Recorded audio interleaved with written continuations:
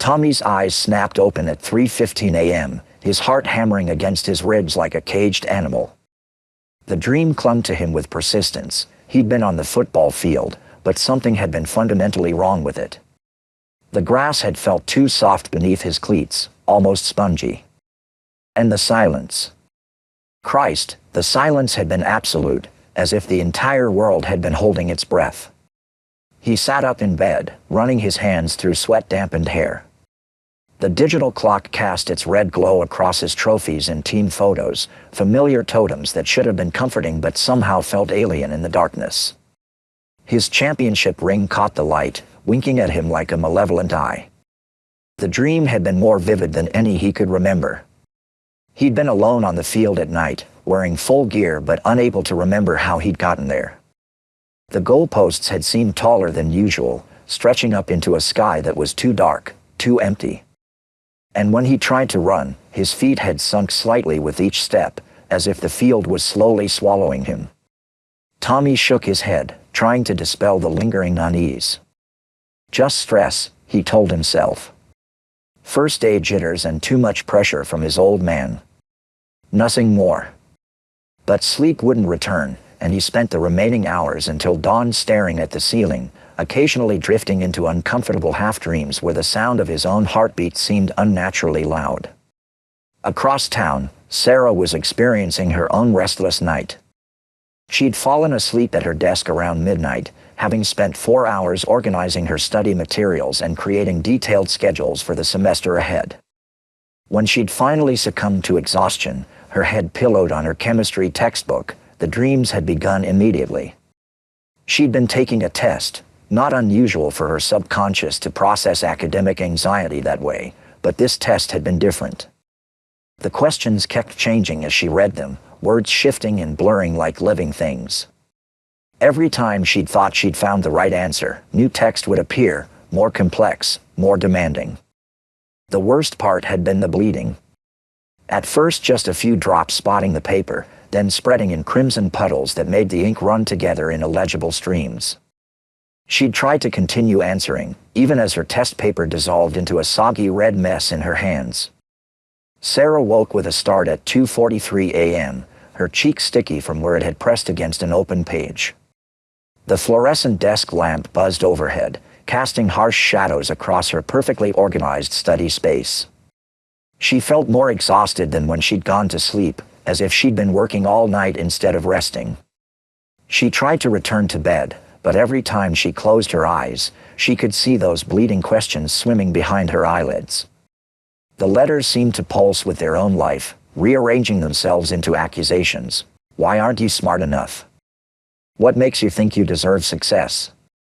How long before everyone realizes you're a fraud? By dawn, Sarah was back at her desk, but the words in her textbook seemed to shift and blur when she wasn't looking directly at them, echoing the unsettling quality of her dream. Billy Crawford's night had been equally disturbed, though his dream had taken a different form. He'd been performing, which wasn't unusual, since his subconscious often processed his need for attention and approval through performance anxiety dreams. But this hadn't been his typical nightmare about forgetting his lines or being booed off stage. He'd been at what seemed like a birthday party, surrounded by children who sat in perfect silence, watching him with unblinking eyes. Their faces had been wrong somehow, too pale, too still, expressions frozen in artificial smiles that never wavered. When he told his first joke, they'd laughed, but the sound had been mechanical, hollow, like a recording playing back at the wrong speed. More, they demanded in unison, their voices overlapping in a disturbing chorus. Make us laugh more. So he'd performed, joke after joke, each one met with that same eerie, synchronized laughter. But as the dream progressed, the children's smiles had begun to look less amused and more hungry, as if his humor was something they were consuming, draining from him with each forced laugh. Billy had woken at 4:15 a.m. in his empty apartment, the sound of his own voice still echoing in his ears. He'd been talking in his sleep, apparently, delivering punchlines to an audience that existed only in his dreams. The silence that followed felt even more oppressive than usual. He'd tried going back to sleep, but every time he closed his eyes, he could see those pale, faces waiting for him. Instead, he'd spent the rest of the night channel surfing, desperately seeking distraction in late-night infomercials and old sitcom reruns. Jenny Phillips had experienced her own version of nocturnal unrest. Her dream had taken place in a confessional booth, which wasn't entirely surprising given her complicated relationship with her faith and her father's expectations. But this confessional had been different, larger, darker, with shadows that seemed to move independently of any light source. She'd been kneeling on the worn wooden kneeler, trying to confess her sins to the priest on the other side of the ornate screen. But every time she'd begun to speak, the priest had interrupted her with questions about transgressions she'd never committed, sins she'd never even considered. "Tell me about the murders," the voice had whispered from the shadows, raspy and low.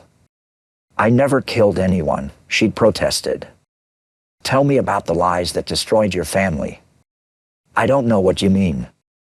"Tell me about the innocent blood on your hands."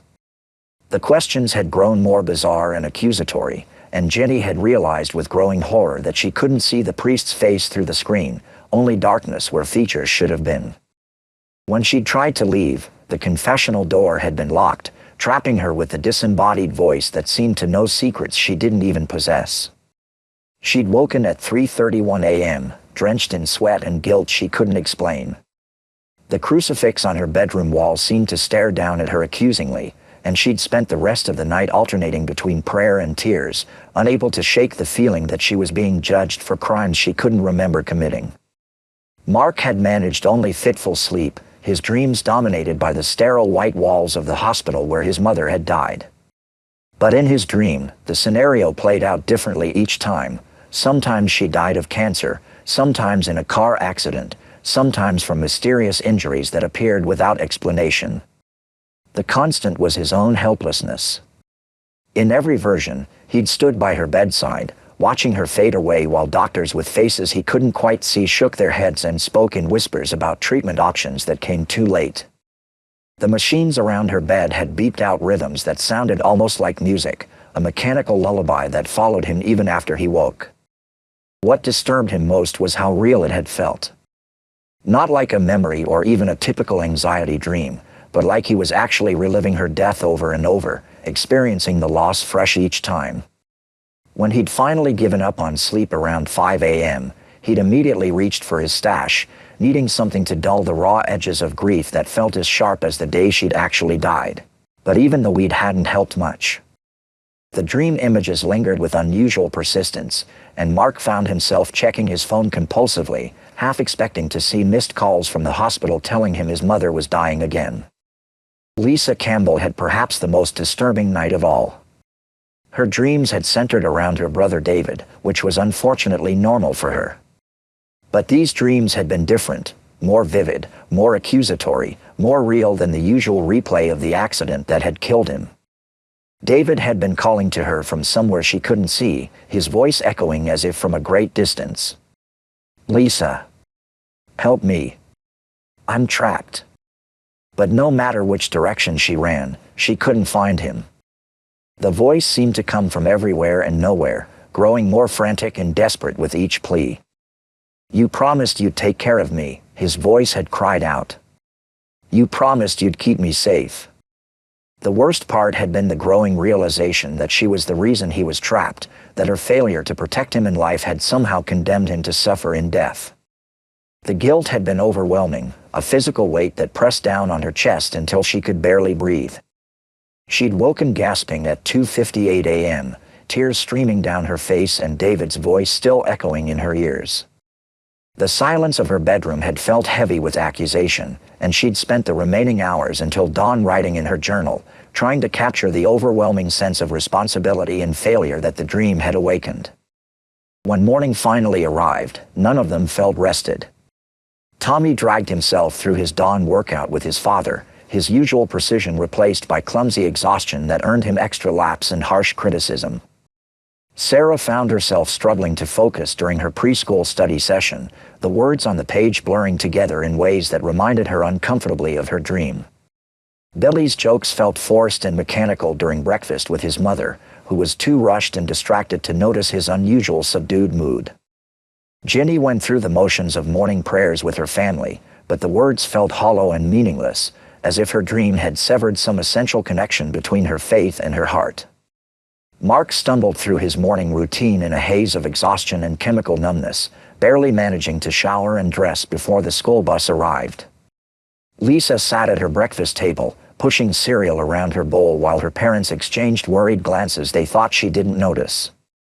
At school, they moved through their daily routines like sleepwalkers, going through familiar motions while battling the persistent unease left by their dreams.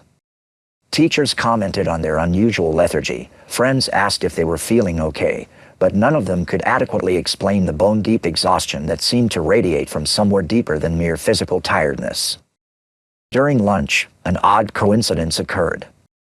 All 6 of them found themselves in the same location at the same time, the library's reference section, though none could later explain exactly what had drawn them there. Tommy had been looking for sports medicine information for a health class project. Sarah was researching sleep disorders for her independent biology study. Billy was supposedly seeking comedy writing techniques for the school paper. Ginny claimed to be looking up religious texts for youth group. Mark was researching grief counseling resources. Lisa was investigating accident reconstruction for reasons she couldn't articulate. They'd nodded at each other with the polite acknowledgement of familiar classmates, but something had felt strange about the encounter. The library had seemed unusually quiet, even for a library, and the elderly librarian had watched them with an expression that bordered on fearful recognition. Mrs. Kowalski had worked at Springwood High for over 40 years, and she'd seen this pattern before. She'd been a young teacher's aide in 1974 when the Henderson boy and his friends had started coming to the library with increasing frequency, looking for information about dreams and sleep and things that couldn't quite be explained. She'd been here in 1954 when the Morrison girl and her classmates had spent their final weeks frantically researching folklore and supernatural phenomena, growing more desperate and frightened with each passing day. Now here was another group, drawn by instincts they didn't understand to seek answers to questions they couldn't yet articulate. Mrs. Kowalski had quietly removed certain books from the shelves years ago, accounts of unexplained deaths, local folklore about dream demons, historical records that might have provided too much information too soon. Some knowledge was dangerous, especially when sleep was no longer safe.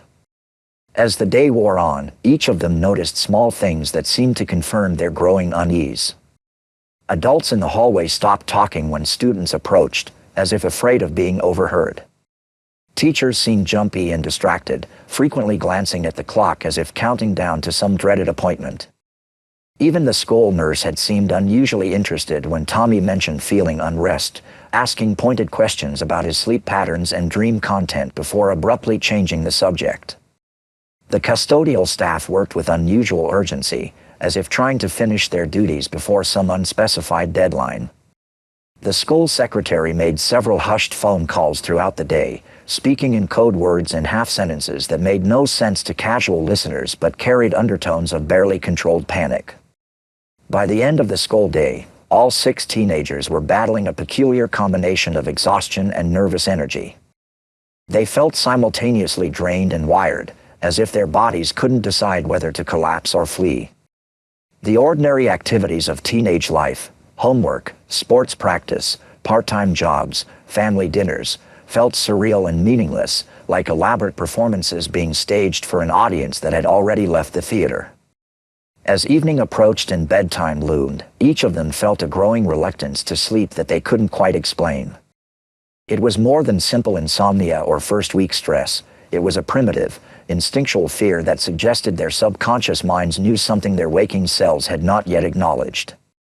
Sleep, which had always been their refuge from the pressures and anxieties of adolescent life, no longer felt safe.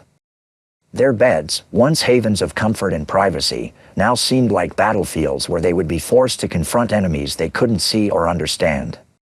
But sleep was inevitable, and despite their growing apprehension, exhaustion eventually claimed them one by one. Tommy fell asleep clutching his championship ring like a talisman. Sarah succumbed at her desk again, this time dreaming of tests written in languages she'd never learned. Billy drifted off to the sound of his own nervous laughter echoing in the empty apartment. Jenny prayed herself to sleep, but her dreams were filled with confessions of sins she'd never committed. Mark numbed himself into unconsciousness, but found no peace in chemical oblivion. Lisa wrote in her journal until her hand cramped, then finally surrendered to dreams of David's voice calling from places she couldn't reach. And in the space between sleeping and waking, in the realm where consciousness blurred, something stirred.